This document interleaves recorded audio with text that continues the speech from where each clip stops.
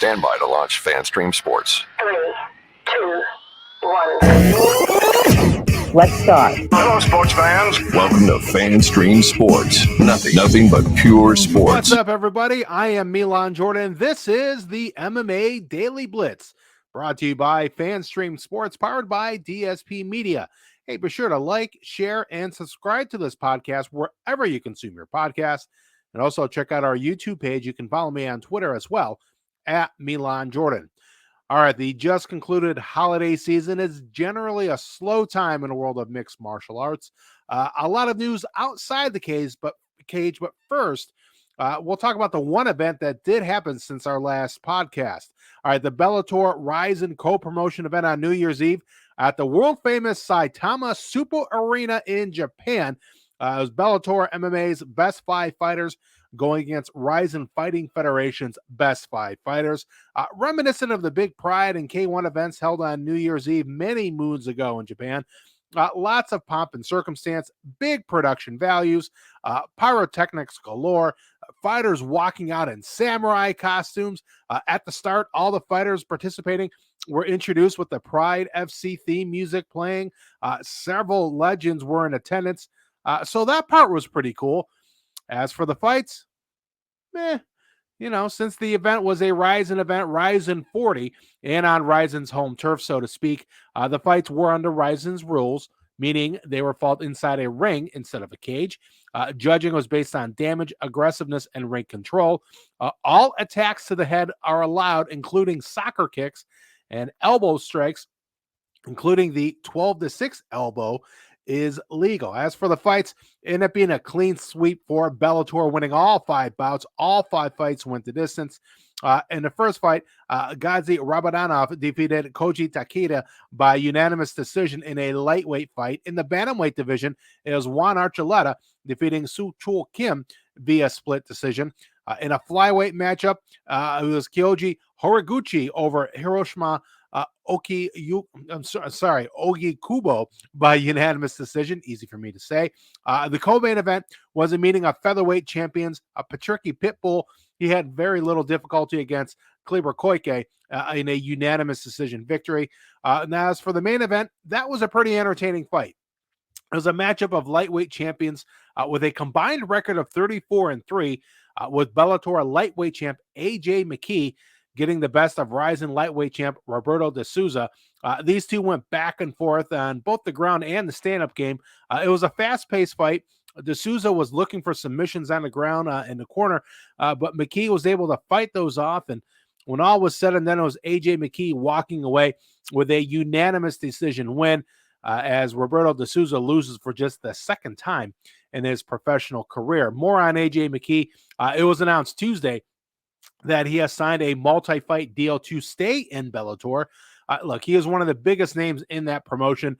McKee is also expected to be one of 8 participants in the next Bellator Lightweight Grand Prix, set to begin later this year, with the winner of the Grand Prix being lightweight champion and also winning $1 million. So does not suck to be AJ McKee these days, that's for sure. Good for him. All right, most of the news of late, though, has been coming outside the octagon, cage, and ring. You heard about this late last week. Video surfaced last week of UFC President Dana White slapping his wife on New Year's Eve while the couple were on vacation in Cabo San Lucas. The video shows White apparently grabbing his wife by the wrist. She slaps him, and then he responded by slapping her in the face before the two were separated by others in their group. After TMZ, who else released the video, they interviewed Dana White. And look, he owned up to his transgression. He's saying, quote, "You've heard me say for years, there's never, ever an excuse for a guy to put his hands on a woman. And now here I am on TMZ talking about it. My wife and I have been married for almost 30 years. We've known each other since we were 12 years old. We've obviously been through some stuff together. We've got 3 kids, and this is one of those situations that's horrible. I'm embarrassed, but it's also one of those situations that right now we're more concerned about our kids," end quote. White also said that, shocker, there was a lot of alcohol involved, and that he and his wife have apologized to each other. They've apologized to their 3 kids. He also said that he can care less what anybody else thinks about the incident, that he and his wife are more concerned about their kids and taking care of their family.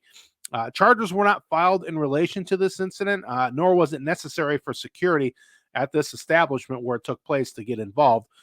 At this point, it's been over a week since the story has come out, and the UFC and its parent company Endeavor has yet to comment on the situation. Very, very quiet. Numerous outlets have reached out for comment.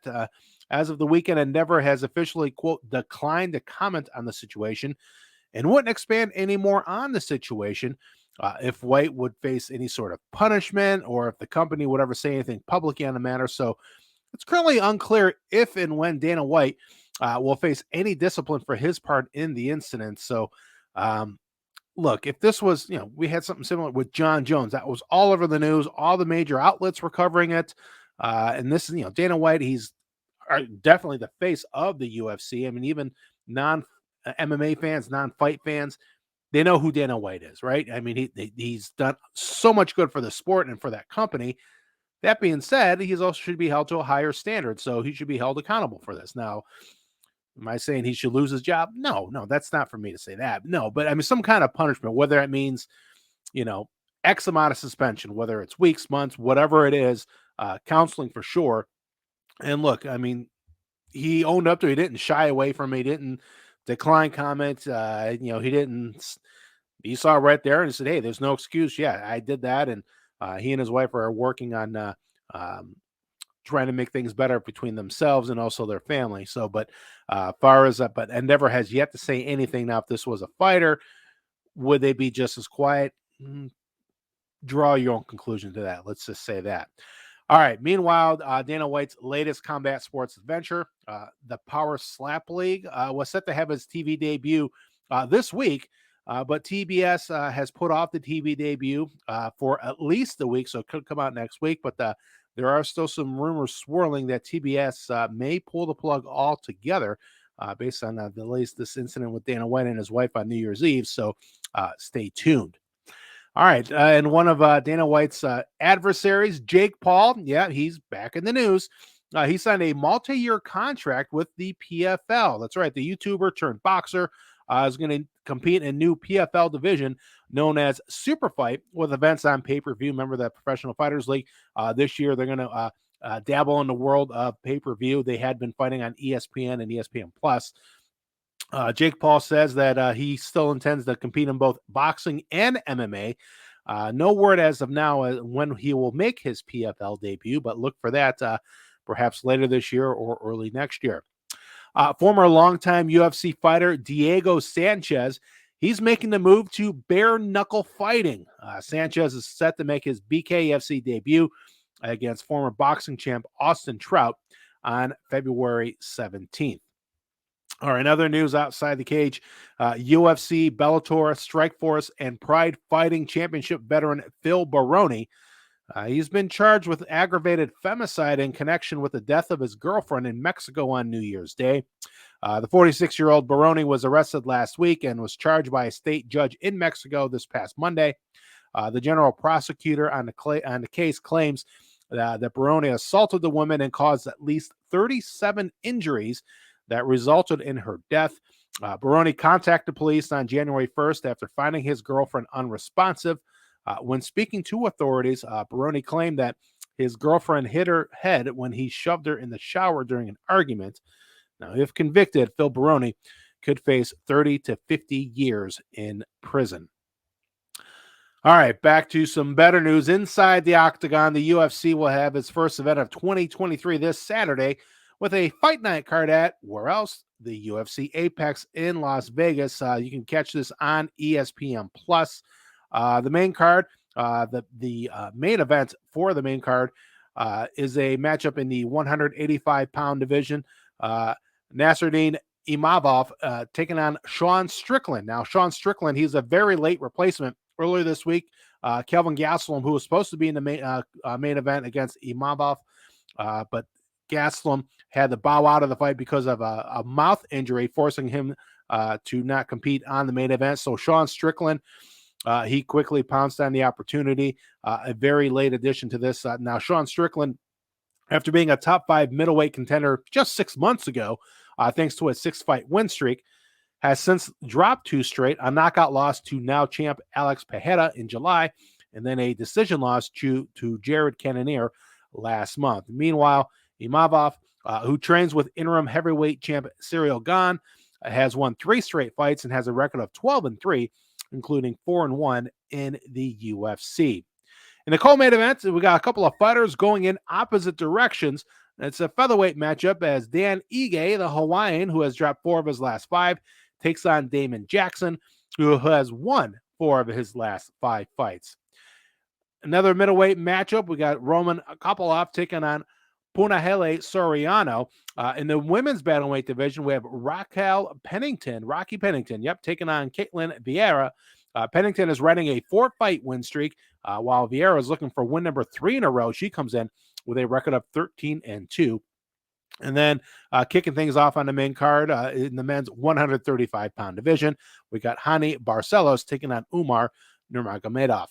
All right, before the UFC card on Saturday, One Championship will have their 2023 debut with a One on Prime Video 6 card that will air Friday night here stateside.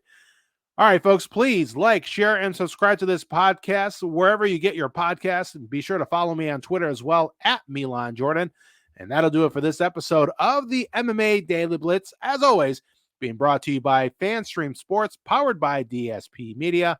I am Milan Jordan. Enjoy the fights, and I will talk to you later.